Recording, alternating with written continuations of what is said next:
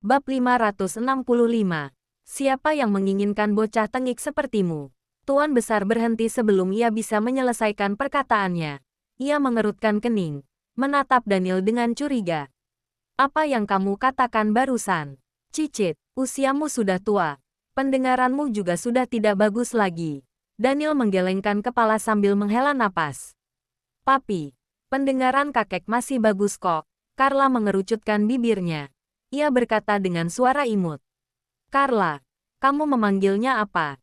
Tuan Besar terkejut. Papi. Carla memiringkan kepalanya. Ia menjawab dengan serius. Apa yang sebenarnya terjadi? Tuan Besar menatap Carla lalu menatap Daniel. Bocah tengik, cepat bicara. Kakek, bukan. Sekarang aku harus memanggilmu kakek buyut. Carlos berkata ke Tuan Besar sambil tertawa. Dia adalah papi kami. Kami adalah anaknya. Nantinya aku tidak boleh memanggilmu kakek lagi. Aku harus memanggilmu kakek buyut. Betul, Charles menganggukkan setuju. Kakeknya papi adalah kakek buyut. Tuan Besar tercengang. Ia membelalakkan mata. Butuh beberapa saat baginya untuk kembali kesadarannya. Ia berkata dengan buru-buru. Apa yang sebenarnya terjadi? Daniel, cepat ke sini. Jelaskan padaku. Anak-anak cemberut dan sedih. Mereka bergeser ke samping, memberikan papi jalan. Lalu saling berbisik di sudut ruangan. Kenapa kakek tidak mengerti perkataan kita? Mungkin kita tidak mengatakannya dengan jelas. Baiklah, kita masih anak TK. Tidak bisa mengungkapkan sesuatu dengan jelas itu biasa. Biarkan papi yang menjelaskannya. Tahun depan kita sudah mau naik kelas. Kita harus meningkatkan kemampuan menyampaikan sesuatu dengan kata-kata. Betul. Harus banyak membaca. Banyak mengulang kembali bacaan. Dengan begitu kita baru bisa melatih kemampuan mengungkapkan sesuatu dengan kata-kata. Betul, bocah tengik. Daniel baru saja berjalan menghampirinya. Tuan Besar langsung meninju lengannya dengan marah. Namun Tuan Besar sedang sakit. Ia tidak memiliki tenaga. Pukulannya begitu lemah. Sanjaya bilang, saat aku sakit beberapa waktu ini, kamu membantuku merawat anak-anak. Aku sangat terharu memikirkan bocah tengik sepertimu masih memiliki sedikit hati nurani. Karena kamu tahu aku sangat peduli dengan mereka. Jadi kamu membantuku merawat mereka. Sehingga saat aku bangun, aku akan sedikit bahagia. Tapi, tidak kusangka, kamu si bocah tengik mengajarkan mereka sembarangan. Kamu menyuruh mereka memanggilmu papi. Apa ada masalah dengan otakmu? Apa sudah selesai memarahiku? Daniel sama sekali tidak membantahnya. Ia menunggu Tuan Besar selesai memarahinya, lalu memberikan hasil tes DNA kepadanya. Jika sudah selesai marah, lihatlah ini. Apa ini? Tuan Besar mengambil dan membuka hasil tes itu. Ia pun terkejut. Ini. Mereka adalah anakku, anak kandung. Daniel memberitahunya dengan sungguh-sungguh. Jika tidak percaya kita bisa mengulangi tesnya lagi. Kali ini, Tuan Besar tercengang. Ia mematung di tempat. Tatapan matanya penuh dengan ketidakpercayaan. Tuan jangan membuat Tuan Besar terkejut. Nanti penyakit jantungnya kambuh lagi. Sanjaya yang berdiri di samping, menatapnya dengan panik. Tuan Besar, apa yang dikatakan Tuan Daniel itu benar. Ketiga anak kecil yang Anda cintai ini, adalah anak kandungnya Tuan Daniel. Mereka adalah cicit kandung Anda. Kamu si tua. Jangan membohongiku. Tuan Besar sangat kesal. Ia kembali memastikannya dengan Daniel. Bocah tengik, jangan bermain-main denganku. Kenapa orang tua ini begitu munafik? Daniel sudah tidak tahan lagi. Aku sudah menunjukkan hasil tes DNA-nya. Kamu masih tidak percaya? Bagaimana jika kita tes sekali lagi sekarang di sini? Tes apa? Mata besar Carla tertegun. Kamu bodoh sekali. Aku saja mengerti. Tes apa? Kita benar-benar anaknya papi. Charles mengerutkan kening. Raut wajahnya tidak senang. Harus ambil darah untuk tes DNA, sakit sekali. Carlos masih sedikit trauma ketika mengingat proses pengambilan darah tempo hari. Aku tidak mau ambil darah. Aku takut sakit. Bibir kecil Carla mengempis. Ia kemudian mulai menangis. Kakek, kenapa kakek tidak percaya kita adalah anaknya papi? Bab 566. Tentu saja kakek percaya dengan kalian. Tuan Besar dalam sekejap panik melihat Carla menangis. Ia mengalihkan kemarahannya kepada Daniel. Kakek hanya tidak percaya dengan bocah tengik ini. Dia bukan bocah tengik. Dia papi kami. Charles buru-buru membela Daniel. Ia bahkan berlari ke depan Daniel dan merentangkan tangannya. Seolah-olah ingin melindungi papinya.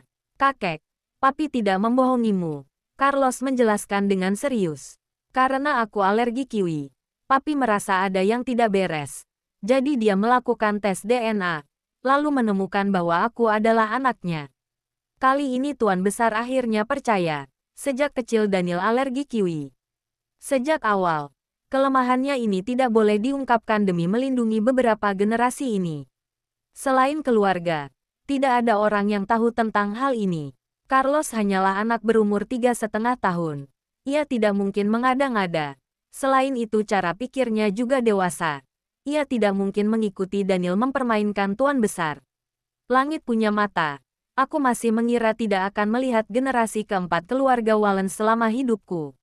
Tuan Besar terharu. Matanya dipenuhi air mata. Tak kusangka. Aku bisa mendengar kabar baik ini ketika aku baru saja sadar. Baguslah jika kamu senang. Daniel menghela napas lega. Omong kosong. Bagaimana mungkin aku bisa tidak senang? Apa kamu tidak tahu? Aku sudah memimpikannya hal ini beberapa kali. Aku terus berharap mereka bertiga adalah darah daging keluarga Wallens. Tidak kusangka hal ini benar terjadi. Tuan Besar gemetar sambil mengulurkan tangannya pada anak-anak. Anak-anak, kemarilah biar kakek buyut memeluk kalian. Kakek, kakek buyut. Tuan Besar memeluk anak-anak. Ia begitu terharu hingga terus-menerus mengeluarkan air mata. Mimpi yang telah lama ia tunggu-tunggu pada akhirnya menjadi kenyataan. Daniel tersenyum. Asalkan Tuan Besar bahagia, semuanya akan baik-baik saja. Sanjaya yang melihat adegan ini dari samping. Tatapan matanya penuh dengan kerumitan. Kakek buyut, kami sekarang tinggal di rumah papi. Tunggu kakek buyut pulang. Tinggal juga di rumah papi. Carlos berkata sambil menarik tangan Tuan Besar. Baiklah. Tuan Besar membelai kepala mungil Carlos. Anak baik, rajin-rajinlah belajar. Kalian harus menjadi orang besar ketika kalian dewasa. Baik. Carlos mengangguk-nganggukkan kepala. Papi setiap malam mengajari kita pengetahuan. Charles tidak dapat menyembunyikan kegembiraannya. Setiap kali mengungkit hal ini, kemampuan bela diriku juga sudah ada banyak kemajuan. Pengetahuan ilmiah dan teknologi Kak Carlos juga ada kemajuan pesat. Benarkah? Hebat sekali. Tuan Besar sangat senang. Kalau aku bukan, akulah yang mengajari papi. Aku mengajarinya bernyanyi. Hahaha. Papi kalian yang buta nada dari kecil, tiba-tiba bisa menyanyi. Betul. Papi bodoh sekali. Ketiga anak mengelilingi Tuan Besar mengobrol tanpa henti. Daniel membuat isyarat tangan, meminta semua orang untuk pergi. Mengosongkan ruangan untuk Tuan Besar dan anak-anak. Raut wajah Sanjaya penuh kekhawatiran saat berjalan keluar dari kamar pasien. Namun ia ragu untuk berbicara. Apa ada yang ingin paman katakan? Daniel bertanya. Aku takut. Sanjaya berpikir sejenak, lalu berkata dengan bijaksana. Jika Tuan Besar tahu ibu dari anak-anak adalah Nona Tracy, apakah bisa dia melahirkan 3 anak untukku? Apa dia tidak bisa mengabaikan masalah identitasnya? Daniel mengangkat alisnya. Paling hanya masalah dia tidak punya latar belakang. Namun secara keseluruhan, pemikirannya jauh lebih baik dibandingkan Linda. Kan? Ya, aku setuju. Sanjaya mengangguk-nganggukkan kepalanya. Hanya saja, Anda juga tahu, keluarga Linda sangat penting bagi keluarga Wallens. Jika ada masalah antara hubungan Anda dengan Nona Linda, keluarga Linda akan meminta perlindungan dari keluarga Moore.